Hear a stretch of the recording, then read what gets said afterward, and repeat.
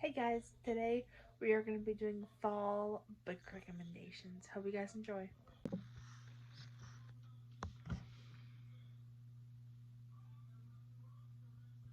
Hey guys, I'm blocking the light with my head because so that's why there's so much space over here.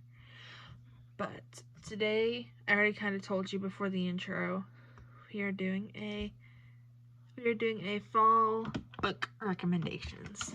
So I was gonna do a TikTok about this, but I decided to use the video instead. So yeah.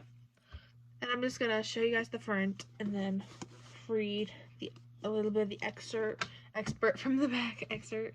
I don't know how to pronounce that, but so the first one is Go Hex Yourself by Jessica Clare. On the back it says, "There's one hex of an attraction in this romantic comedy from New York Times bestselling author Jessica Clare. When Reggie Johnson answers a job ad in the paper, she's astonished to find that she's not really applying for work at her favorite card game, Spellcraft. The magicking.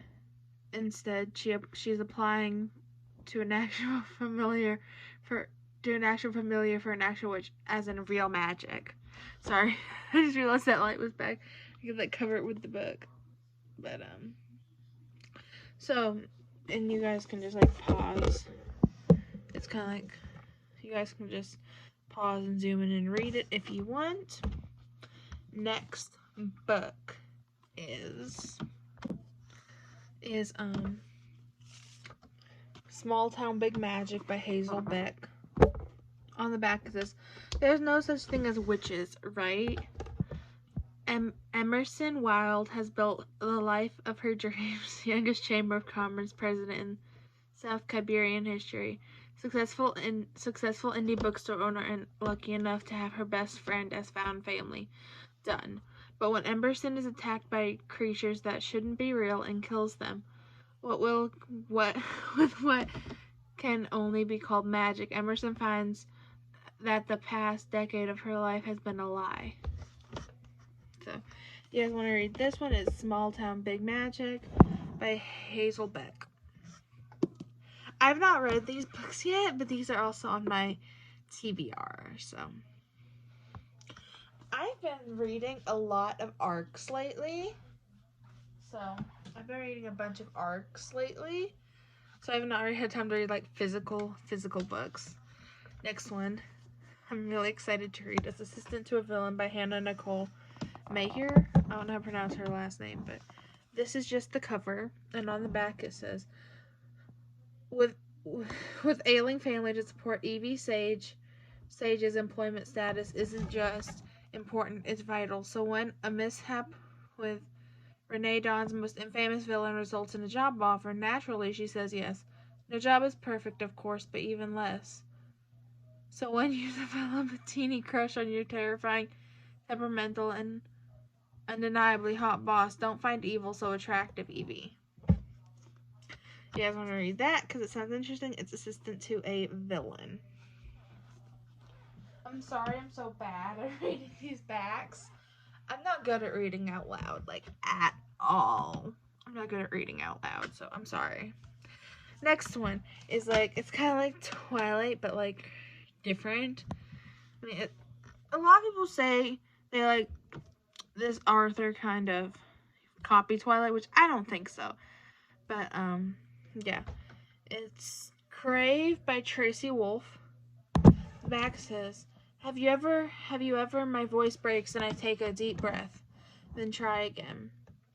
Have you ever wanted something so much that you're afraid to take it? He nods yes." So, that is Crave by Tracy Wolf. I keep stopping in the middle of when I'm talking. It's weird. Sorry, one of my Funko Pops just dropped. Next one is Payback's a Witch by Lana Harper. I really want to read this one too, but I have to finish reading some ARC books first. It says, Emmy Harlow is a witch, but not a very powerful one. In part because she hasn't been home to the magical town of Thistle Grove in years. Her self-impersonated exile has a lot to do with a complicated family and a desire to forge her own way in the world. and only the very teeniest bit to do with Garnet Blackmore, heir to the most powerful magical family in town, and casual breaker of hearts and destroyer of dreams.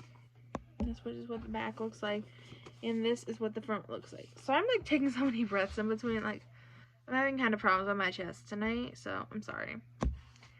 Next one, it's not really a Halloween book, just like Crave, but it's like a murder mystery. Crave has like werewolves and vampires and stuff, so that's why I included it. And this one is a murder mystery, A Good Girl's Guide to Murder by Holly Jackson.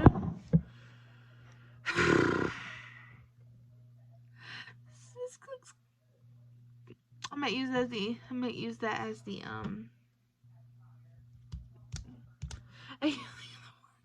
the thumbnail.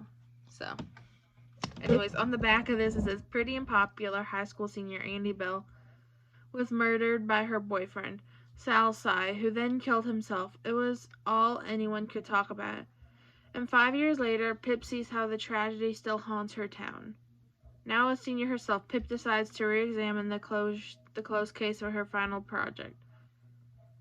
At first, you can just cast doubt on the original investigation, but soon she discovers a trail of dark secrets that might actually prove Sal's innocent. So if you guys want to read that book, it's A Good Girl's Guide to Murder by Holly Jackson. I'm going to put these two books on my bookshelf right down here.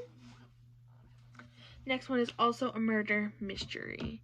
These next three are not really Halloween books. They're just kind of, you could read them Halloween time. You could read them anytime. Next one is One of His Lying by Karen M. McManus. Let me fix my phone. And this one, I read maybe a chapter. I still want to read it, but then I got busy and I didn't really finish it. So, it doesn't say anything on the back, so I'm going to open the first page and read it. On Monday afternoon, 5 students at Bayview High School walk into Browen, the brain, is Yale-bound and never breaks a rule. Aunt Addie, the beauty, is a picture-perfect homecoming princess. Nate, the criminal, is already on probation for dealing. Cooper, the athlete, is the all-star baseball pitcher, and Simon, the outcast, is the creator of Bayview High School. Bayville High School's notorious gossip app. I can't read tonight, I'm so sorry. Only Simon never makes it out of that classroom. Before the end of detention, Simon's dead. According to the investigators, his death was not an accident. On Monday, he died, but on Tuesday, he'd planned to post juicy reveals about all 4 of his high-profile classmates. But on Tuesday, which makes all 4 of them suspects in his murder. Or are they just the perfect pasties for a killer who's still on the loose? It's One of Us is Lying by Karen M. McManus. I really cannot read tonight. I'm so sorry. So there's 2 more books. Hush Hush is a fallen angel romance. So on the back it says, when Nora and Patch are forced together as lab partners, Nora would rather fall to her death than put up with his inclusive answers to her questions. I'm sorry, I'm pinching my shoulder. His teasing and handsome face and hypnotizing eyes. It seems Patch was really put on earth just to drive her crazy.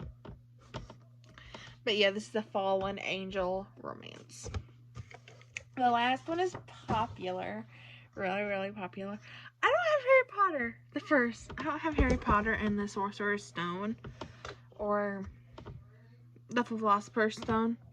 Okay, sorry. Our final book of the night is Harry Potter and the Deathly Hallows, which in this case is kind of any of the books in the Harry Potter series, but this is the one that I chose on my bookshelf. I also don't have Harry Potter and the Philosopher's Stone, or what's that? Oh, I guess I just pulled stickers out of here. Interesting. So, this is about a boy named Harry and his life story. I'm not telling you guys it much because it could spoil the whole thing. But a boy named Harry, Hermione, and Ron is like their friendship and Harry's life in all the Harry Potter books. So, hey guys, this is the end of the video. If you guys have any other spooky book recommendations, definitely leave them down in the comments. Make sure to like if you want, and subscribe and comment. Do whatever you guys want, but if you guys like this video, please let me know. I'll see you guys next time. Bye.